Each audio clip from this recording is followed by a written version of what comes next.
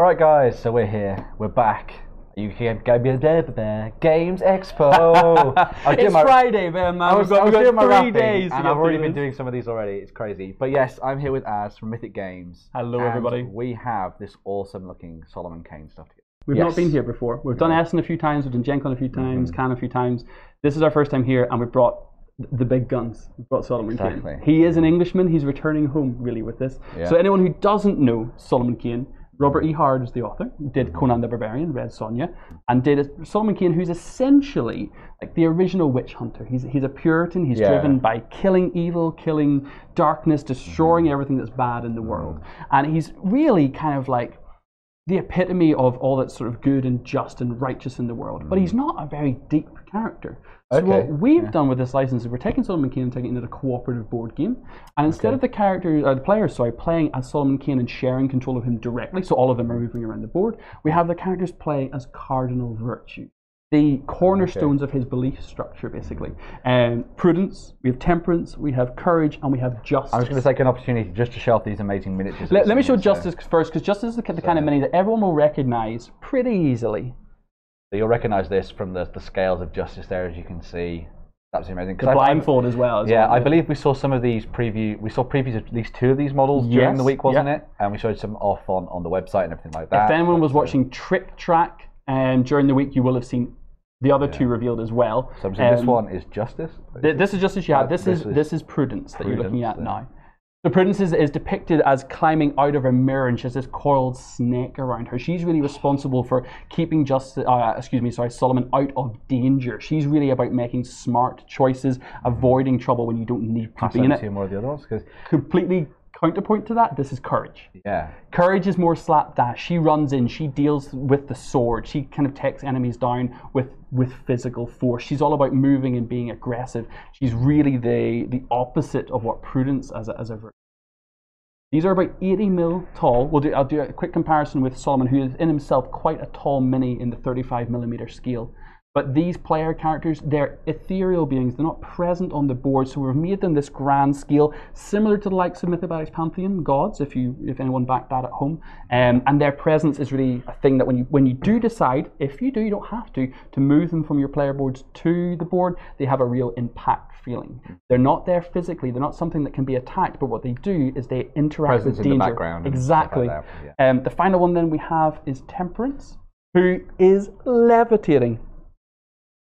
Strawberry, a strong elderberry scent. I like that. It's a good scent to have. I'm releasing my own perfume, by the way, for anyone who's watching the Twitch stream. It's called Strawberry Sunset to go with my beard. Yeah. But this is Temperance. She is having the 2 vases or jars where she's transferring water as she maintains balance. Worth pointing out in this one, if you bring it down to show its base, every single mini, it's hard to see on that cam there, but every single mini will have a detailed scenic base. Every one without fail. And the reason for that is twofold, really. We wanted to challenge ourselves, put something new to our sculptors. We did 32mm with Mythic Battles, 15mm with Joan of Arc, and now 35mm with even more detail than we could possibly do before the Solomon Kane. And because a lot of people are obviously interested in the materials that you guys work with, so what is the material going to be like when the game comes out? So similar, if anyone back Mythic Battles Pantheon, you'll know we like our soft and hard plastic mixes. So it'll be PVC plastic with hard plastic for the swords, any kind of spears, so we have that. So it's a material that people are already familiar with, and we know that it works, and you've seen it working in We're not changing the formula when it comes to the material. Which is perfectly nice. The second reason we went for the scenic bases is because Solomon Kane, in the short novels, there's 15 short stories that Robert E. Howard wrote about him. He went to Africa, Germany, France, England, and we're going to explore all of those. So we want minis that depict the stories that they were part of, draw you into the feeling of everything as well. Very cool. We're very lucky. The licensors of this Cabinet Entertainment loved the first draft we did of the game. They really liked the rules and the art and stuff that we did. It's Guillaume Portolini. I normally get his name wrong, so forgive me, I've murdered that. But Guillaume is basically doing a one-man lead of the entire art. So Solomon Kane short stories have line drawn, nice art, because they're old books, they don't have a lot of detail. So we're trying to define through Guillaume what the art of Solomon Kane should look like. Awesome. Which is giving us a great leverage, because Cabinet have said to us, if you want to take Solomon to somewhere he hasn't been before, you can. That's really cool. So we're going to take him to America. We're going to see what would have happened in the 16th century if someone had gone and met Native Americans. What if he had to deal with the mythical and demonic things that they dealt with, like Wendigos and skin monsters, rather than what we would know with werewolves, vampires. That's very cool. Yeah, we're very lucky that. So so for people that are fans of Solomon Kane, they're already getting that really cool experience that everybody's already seen in the books and things like that, and then you're also moving forward and doing your own stuff with a little bit of artistic license and taking things forward, which is very cool. Should we chat a little bit about how it plays? Yes, I want to learn how this plays because it's something that I think is very unique to this game. So it'll be very cool to see how this works. So what I'll say out of the box, this is just the ambassador kit that's currently touring France, Belgium, the Netherlands, the UK. If you've got any friendly local game stores around, come on the Solomon Kane Facebook page, drop us a message. We'll see because you've already done a few of these already, I believe. We've done about 50 so far as of this. Well, this is airing now. We've got another 50 or 60 planned throughout June, but the hope is that the Pledge Manager runs from the 12th of June through until the 5th of July. So we'll be running for 24 days. We will be doing demos throughout that entire period and into the Pledge Manager too. Cool. So we'll be at Gen Con, we're going to Origins. You'll have a chance, as much chance as we can possibly give with our kits to play it before you back it if you want. Brilliant. Which is key. It's key for a lot of things with Kickstarter now, I think, to get that experience. Yeah, for us, we are really hugely big on getting the game out there and not relying just on the page to convince people. Although we'll have an epic trailer, which we're going to release through the OnTableTop and Beast of War guys. Will it top? The Joan of Arc trailer will be hard to top. The Joan of Arc one was amazing. I've been directing and what was that? That said dancing skeletons. Dancing skeletons in the Joan of Arc were pretty iconic. Yeah. We have some cool stuff. We have some. Awesome. I don't want to say too much because it really is gonna set the tone. Cool. Right. Show me how to play. Right. So as the start, because when I was talking about the kit, the game in itself is completely cooperative, but I call it collaborative. And the reason why is you're all working together as these holy virtues to guide Solomon, but you will be trading resources and really empowering each other to do your abilities as you go through the game. Yeah. The goal of the game will be set by the story that you play. So for example, if you wouldn't mind bringing these 4 sets of cards in, we show a little bit, they can go sort of maybe that way. We'll put these under here and we're going to see. So you will play an act. Here you've got the cards here. Unfortunately, there's a little bit of a glare, but when we go closer in, you'll see some of these fighters. Oh yeah, fantastic. So this would be the start of a story, for example. And the idea is on the back of that, you will have an intro to a story that basically sets the scene. So in this particular example, Solomon Kane's heading to Torquay Town. It's a place where he's basically trying to travel to, and he's stopped by a village boy who tells him not to go along the moor path that he was going to take. And Solomon questions the boy and says, Why won't I go? And the boy says, dangerous things lurk there. And Solomon says, what danger? All of a sudden his eyes light up. He's like, he's livid. He's like, what danger is out there? And the boy tells him that 20 people have died over the past year. There is something haunting the moors. He should take the swamp path. He should go down the safe road. He says, no, I'm going to the danger. And the idea is what the players do now, cooperatively around the game, I keep saying collaboratively because it really is you're trying to put light onto the next chapter to try and basically guide Solomon down one of 2 potential paths, either a positive holy one or a dark one. And essentially what that's representing is the virtues giving Solomon time to think, make a rational decision, take the right strong path rather than doing something brash and running in with his sword. What will then happen is in the next chapter you've got 2 potential outcomes. So you've got 2 cards, and each one will have slightly different backs. These are all prototypes, I should really say. The art obviously is fantastic, but on the back of them, you'll see that there's a couple of different options, and they'll vary slightly depending on how well you did in the first time. In this next section, what you'll be doing is trying to find somebody, because you've gone onto the moors and you hear the scream of somebody, or maybe you hear the agonizing death cry if you haven't quick enough. And there's 4 potential outcomes to how quickly Solomon can find the tracks, make his way to the place where he heard the scream, and work his way through. And that's where you'll start to play on the board. So this is where you'll bring Solomon himself on. So for example, if I bring I'll take a few of these things away. Solomon very often is on his own. So in that little specific chapter, what Solomon's essentially trying to do is make his way from one side of the board to the other, stopping by exploration tokens to try and find the trail of the person that is screaming in the distance. And make his way to where he thinks the source is coming from. So the players need to try and get him moving, and they do that through cards and actions. So for example, we have these player boards. So this is Justice's player board. And Justice comes with 2 innate actions here that she can use using these dice. And on your turn, you roll 3 of these dice. In there. Sorry, I put a 3rd one in. There you go. 3 of these dice, and the faces will match up with the actions that you're holding there. So hopefully you can essentially roll what you need to trigger your actions. If you don't roll what you need, though, you're not stuck, because you can donate dice to your other friendly virtues, or you can reserve dice for future turns.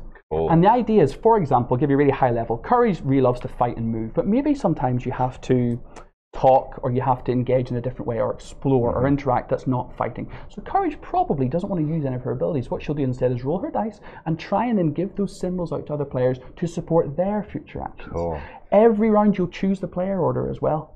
So it might be 1, 2, 3, 4 first time, but next time we play it, it's different. I should say, just to be very clear as well, although it's 4 virtues, you can play 1 to 4 players. We will also, if the stretch goals go to plan, have a competitive mode for 1 versus many. And also we hope to have a solo mode, Solomon Kane.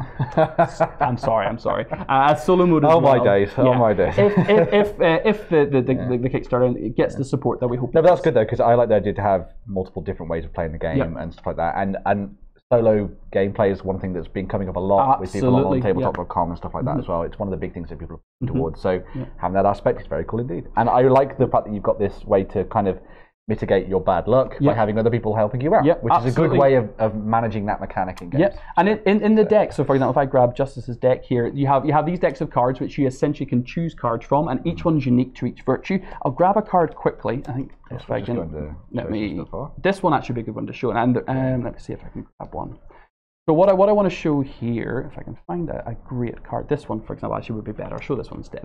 This requires 4 dice to actually trigger their ability, which means you need to rely on somebody to give you the dice to make that powerful ability happen. And this one requires you to have 3 exact dice, plus giving up some of Solomon's strength to fight really hard and injure himself, basically, to try and exert himself further. Cool. So to really do these kinds of actions, these big abilities for the virtues, you need to work together to ensure that losing strength or getting those 4 dice are possible without a detriment to the child.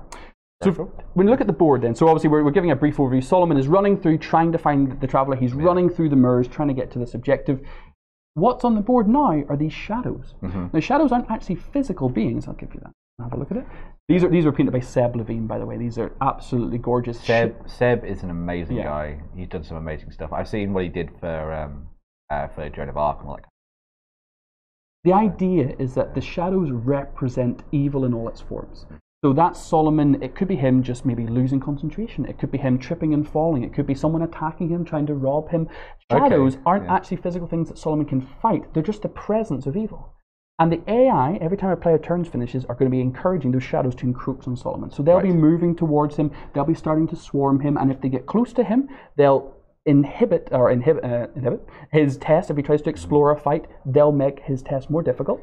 What's worse than that, if they actually reach him, they'll trigger events which will cause really horrible things to happen. They'll cause him to wane, become tired, become clear. If your strength gets to 0, you'll die. If your clarity gets to 0, you become marred and just unable to carry on because you've just lost your mind.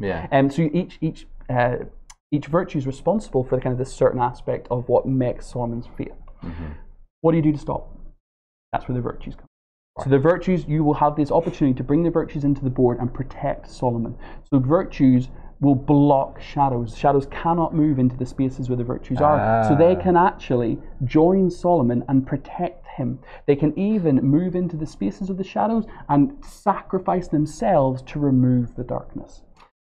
It is this battle that's taking place behind the real world. Because the idea is that Solomon will have to battle bandits, bears, wolves, demons, ghosts, but there's also the light versus dark that's constantly guiding the chapters and constantly guiding this ethereal battle that Solomon's not even aware of. So you've already got this atmospheric layer going on top of the gameplay as well. So you've got the traditional fighting that you might see in games a little bit like these.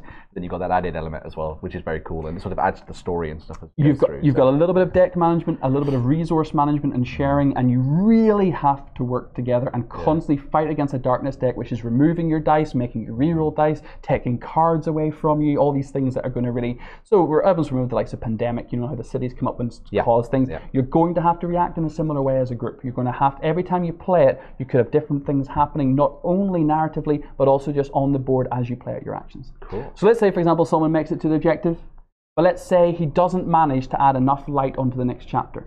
There are 4 potential outcomes. Delete from this, sorry, I'll do that for you. Apologies, I'm jumping the gun. So there's 4 potential outcomes that could have happened. And what I'll tell you is only one of these 4 outcomes match what happens in the book. 2 of them are better, one of them is much, much worse. And the idea is, depending on how quick you were, how successfully you did your task, how much you were able to keep the darkness away, you will have different ramifications going into the final chapter. Wow. Now the final chapter of this little demo involves this guy. Actually, let me hold him back for a second. Involves this guy first. This is the poor traveler whose scream you heard running through the moors. Whether you find him wounded, near death, or dead depends on how well you've been doing and what you decided to prioritize. Right. And you may have an objective to save him, or you may just need to get him off the board, or you may just find his dead body, and you then have to get yourself into a fight with the ghost of Gideon. And yes, Mandy P, I'm very, very sorry. I am no longer with Beasts of War and am with Mythic, but thank you for the call out. So this is the ghost of Gideon, and you find out again through the story of each chapter that's on each chapter card what his sort of whole reason for being is. And this is where Solomon now needs to show his ability to fight. He needs to work with the help of courage and the auras that are granted by the auras that are granted by the virtues, because the virtues not only can get an interaction with the shadows, they can also buff Solomon by being near him. So courage, for example, if she's near Solomon, will enhance his ability to fight. Interestingly, there is a random element to all the tests. We didn't want to use dice though, so we have these event cards, and the event cards have 3 numbers on each event card on the bottom that represent 3 things. So on the left-hand side, you have rabble or peasants or villagers. Then you have kind of mercenaries and soldiers. These are pirates and bandits. And then you have like nemesis and villains. This is Solomon himself, or the likes of the ghost, big baddies. So what you're doing when you're fighting tests and things, you're comparing numbers randomly drawn from the deck, but you're trying to weigh the odds in your favor as much as possible, and that's dictated by the cards you choose to use, what auras are in effect, and the movement and positioning around the boards. Very cool. Yeah. Hopefully, if you do make it to the end, you'll have 3 potential outcomes. Yeah. One of these matches the story. One of them is much worse. That's cool. One of them is much better. So even when you've played through the scenario once, and you see how it all comes together, you can do it again and see how the outcome changes next time you start to play. Absolutely. Cool. Now this is a sample of a 4-chapter act, but the acts in the game will be between 7 and 10 chapters. Cool. So you can expect to get out of a full act about 3 hours of gameplay. Sorry about this, by the way. No. So you could do that all in one evening, but we will also be putting like a bookmarking mode in it. So if you do like 2 or 3 chapters and you want to stop, you can kind of save your progress, keep track of all the tracks and everything, and then just carry on from where you left off. That's really cool. We're going to have over 30 acts. There were only 15 short stories written about Solomon, but as I mentioned earlier, we're being allowed to do some of our own stuff, a bit of creative license. So there'll be over 30 different acts across Africa, America. So, for example, Africa brings the likes of gorillas, tribesmen, vampires, ghouls, whereas Germany brings more necromancy, evil innkeepers who are cannibals secretly, these kind of real dark tales, whereas the likes of England brings pirates and swashbuckling and adventures and nobles thinking they have the right to take the girl of the noble man, and Solomon has to step in and save him. So every story is going to be very different. This really is a prototype. This is not the final version. The minis are exactly where we want them to be. Perfect. The board is one thing we will be changing. We're going to be moving to double-sided tiles. I'm just going to show this off a little bit as well. So at the moment it's just one big board, very similar to Mythic Battles Pantheon. I was going to say, you've got the larger segmented areas of the board and stuff that you'll be familiar with if you've seen that game. Yeah, so what we'll be doing is taking just a single section of this, so this one of the 4, and making it double-sided, so that way if you're playing in a tavern, you'll just use 1 tile, because it's just a little indoor. But if you're playing running through a jungle, or running through the savannah in Africa, maybe we do 4 tiles straight out in front of you, so it gives you more of that feeling and emotion, and that's come from feedback of people playing the game. That's great. That's one of the bonuses of being able to get out there and show this game off to lots of people in clubs and all that kind of thing as well, and events and stuff as well. So, absolutely. So we launch on the 12th of June. As I mentioned previously, I'm very, very much hoping we can get the backing to get the solo mode into play. It will bring a brand new, unique, massive virtue mini that encompasses the powers of all the virtues, called Providence. Which would be, I would love that to happen. And then the other big stretch goal for me is the darkness. So the darkness will remove the AI deck that's constantly working against players and let a player take on that role. So a player will be working change the dynamic a lot. A huge amount, for sure. It will definitely, depending on obviously how vicious your darkness player is going to be, it could drastically impact that. So again, that's another big one for us. But at the moment, we have plans for over 100 unique sculpts. It will be $110 United States dollars for the core box Kickstarter, and it's going to be nowhere near the size of Joan of Arc. You don't need to panic or worry about the cost or the weight of Joan of Arc. So it should be something around the $340, $330 mark for the all-in if you decided to go down that route. I'm going to ask you a question. I'm going to put you on the spot now. Do it. Okay, so of all the different virtues, which one is your favourite to play as? Sculpt or to play as? Because I must admit that this... Okay, so sculpt first. And then we'll do play as. It's absolutely justice. Yeah. It's the skills and the blindness and the hovering, and it's almost like, because people know show that off again. People know we didn't see that at the start of what we were doing here with this segment. We're just gonna. People know the pillars of justice and kind of, you know, this image of her being blindfolded with the scales and the sword, but I think our sculptors have done an amazing job with this. We're absolutely blessed. That's one of the things that I think this is going to be really good for, obviously the gaming element of this is going to be fantastic for anyone who loves painting miniatures that are a little bit different from what you've normally seen. This kind of opens that up, because I know a lot of people now are picking up their board games and love painting their miniatures as well. Yeah, this is 35 mil. So I mean, can we show Solomon a little bit more, because his base will really show you what we're trying to do with the bases as well. I'm holding upside down like that. Oh, poor Solomon. So Lost Dougal said, wasn't initially interested in the game, but it's certainly on my radar now. It would be great if the mini count doesn't get too outlandish and we unlock more stories and game modes instead. But keeping an eye out on this nonetheless. Lost Dougal, I can confirm actually that's pretty much exactly the mindset we're in. We're going with 100 unique sculpts roughly, and there will not be too much duplication because we're going through the short stories. We're focusing on the characters. You'll have some bandits, some pirates, some wolves that you'll get duplication of, but generally speaking, we're going for a lot of unique aspects. And that focus on the major characters of the pieces, like what you're seeing here. And stuff. Yeah, because the stories is what bring it to life. And for me, what they're really playing this is going to be like, it's like playing a fighting fantasy novel, where you kind of choose your actions, but you don't know the outcome until you've turned the page. So you say, I'm going, so very high level example, a pirate takes a girl kidnapped and is holding her by the throat, pistol to head. In the book, maybe Solomon just knocks the pistol out and kills him dead. Yeah. But maybe you decide to talk it down. Maybe you decide to try and negotiate and be friendly. And then all of a sudden, the courage player says, "No, actually, I'm going to kill him." And you have this opportunity to change the stories, which I think both Solomon Kane fans and people who have never been into it will like that control. And if you're just into the game, you can take a card, and on the back you'll have the little blurb that will just give you enough to get going. If you're really interested in it, though, we will have like a tome. Like a hardback, all being well, like A4 tome, which will have art and have the full stories and everything. So if you want to stop at every chapter open the tome and read to delve into the setting, then do it. I think that's the way that I'd play this if I was sitting down to play this game. I think it'd be really good. I just want to point out one of the things in the artwork before we find out which one was your best one to play as. Is that when you look at this, I'm going to see if I can get this on the second cam. Unfortunately, the glare is a bit weird. It is a panorama. But there is a panorama of the environment here, so you can see the location that Solomon Kane is actually wandering through on the cards here as part of the story. And usually this will be 7 to 10 cards long, 7 to 10 chapters. That's so cool. It's worth noting, like, I say chapters, which is just kind of this arbitrary term for just each kind of little objective, essentially. Some of them are stories where you never touch the board. You don't put any minis on it. You simply kind of do it around the table, working together, discussing it, and kind of talking things through. You will kind of, if you want to, get into a little bit of narrative role play and such as well. There will be opportunities for you to just go into taverns and question barmaids to find out who the necromancer is, or you just go down the courageous route and just start slaying the first person you come across. There's going to be a lot of variety to it. So talking about those different ways of playing, which one's your best mechanic to play? So basically, I think Prudence is my favorite, and the reason Prudence is my favorite is because she's the one that keeps everything together. Right. So she's the one that's responsible for the danger track, and as danger increases, you can have more shadows, more horrible things happen. Your nemesis becomes stronger. Prudence is the one that can kind of. She doesn't get the killing blow. She doesn't find that secret entrance to the passageway. But what she does do is ensure everybody else does their job well. She has some lovely cards. For example, I'll just read it because it's actually probably my favorite card in the game. No.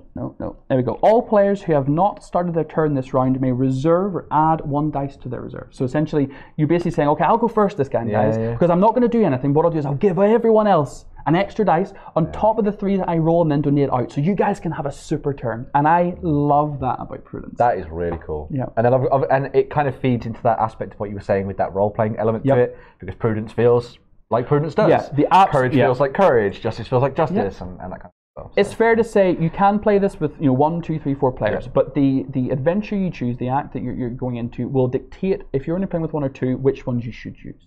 Because, for example, in this one, if you do particularly well, you can start with courage on the board, basically representing that Solomon has found the villager, he's found him alive, he's going to be able to save him, and he's full of boldness, so courage is present with him. So we would say, if you're doing this one, you must use courage, because that way, and it will guide you, so you'll never be stuck. You'll always be able to play with 1, 2, 3. If you play with 3, you can drop one out. It's not a problem for the game at all. It doesn't impact it because the length of each turn, each chapter, is dictated by a number of cards, and you draw one at the end of each player's turn. So you always get the same amount of options. And because you choose the player order every round, nobody ever kind of gets stuck to not have a chance to interact. There's always an opportunity. There's always something to do and some way to get through things as well, which is pretty cool. So yes, we're going to get the details again. So you're going to Kickstarter. So 12th of June. So it's 11 days away. We are in manic mode as ever. I want to say a big thing for us. I know I've been rambling for a while now, haven't I? I want to say that we are going to do a huge amount of communication. If anyone's followed Mythic Battles or Joan of Arc before, imagine that, but even more. We're going to be doing streams from France. Yeah. It's that community engagement that's the big thing, I think. We're doing streams from France with Leo. We'll be doing gameplay and footage from the UK office. We'll be doing lots of communication and chatter. If people have feedback and ideas, please just come onto the Solomon Kane Facebook and suggest things, or join us in Kickstarter on the 12th. It'll be great. And of course, you're here at the UK Games Expo this weekend. So obviously this is going out today, which is Friday. It's so weird, man. It's so weird being live. Normally I'm filming this and it's going out later. But so yes, there is still Saturday and Sunday. So if you want to come down here, there are still ways to get in and enjoy the rest of the convention. So where are you guys based? We are in Hall 1 in F12. Cool. We have been rammed though. Please, if you want to come visit us, we've had at least a queue for every table throughout the day. So please come down early and try and get a table as soon as you can. So yeah, if you're watching this live or if you're watching this back as we're doing some stuff going up today and everything like that, get involved, get stuck into things. Lot of Uzkalak said, it will be interesting to see how this played when it's demoed at my local club in a few weeks. There you go, guys. Awesome, man. Perfect ways. So look, can do that thing. Yeah, do that thing. Yeah. What thing? I was going to say, make sure to go and check out where this is going to be shown off at local game stores and stuff. That's what I mean. It's the best. We will have a new website soon, but the best thing to do is on the Solomon Kane Facebook page. Every event we have upcoming. So at the minute, France, Belgium, the Netherlands, and the UK are the main places we are. We are going to be at Origins and Gen Con in the States, and we will be looking to kind of do more promotion out there when we can. I want to show something very quickly for anyone else here at the UK Games Expo. Paul Grogan of Gaming Rules is running a fantastic charity raffle tomorrow evening, Saturday evening, where you can buy some tickets. So if you're here or you're coming down this weekend, if you weren't here, you weren't lucky enough to get Friday off work, we're donating this. Oh, it's so beautiful. Split this way. It's so beautiful. This is, it's a bit dark there, it says. Can we maybe go to the, see if I can get it on this one. Oh, there you go. Oh, yes. Let me get courage out the way there. So this is Solomon Kane fighting against the Ghost of Gideon, and this is going to be one of the raffle prizes that we're donating for the charity raffle on Saturday. Just as a little treat, this is one-off. We will not be doing this as part of the Kickstarter. This is just print for just this reason. I am super jealous. We don't even have one of these in the office. Oh man! So that's one of those things that's great to have in your gaming room. You want to get some stuff stuck in and things like that. And of course, one of the other things you might want in your gaming room is a Geek and Sun table. Segue. So yes, this Geek and Sun table, as we've mentioned, is part of a raffle. If you want to go over onto the link, which is over on the top of our live blog, and get stuck into that. There's a really easy question to answer. You pay for a little raffle ticket, get stuck in on there, and if you're lucky enough, you could run away with this amazing table. Everyone who's come down to sit at it has been loving it. It's a big table, don't run with it. Carry it with somebody else. If you're as strong as Sam, then yes, you probably could do this. So love it. But yeah, some amazing stuff here. It's been really nice chatting to you, Az. Double high five. Go for it. Yeah! That's going to keep you cool throughout the rest of this convention. This is so hot here. Best thing. It doesn't look it because we're in a nice air-conditioned studio at this point, but yes, it is very, very roasting outside. But yes, I'm going to let you get back to it. Go and do some awesome stuff with Solomon Kane, showing off to small people. And yes, we will catch you guys in the next one. We're taking a little bit of a break now. Go Otters! Cool, I love being on the Otters stream. I forgot to give a shout out to Otters, man. Yeah, so yeah, make sure to check out everything we're doing. We've got our live streams, we've got our live blog as well, where you can win some amazing prizes. We've been doing loads of amazing stuff over the rest of the 3 days here. So, yep, get stuck in, and we'll see you guys very, very soon.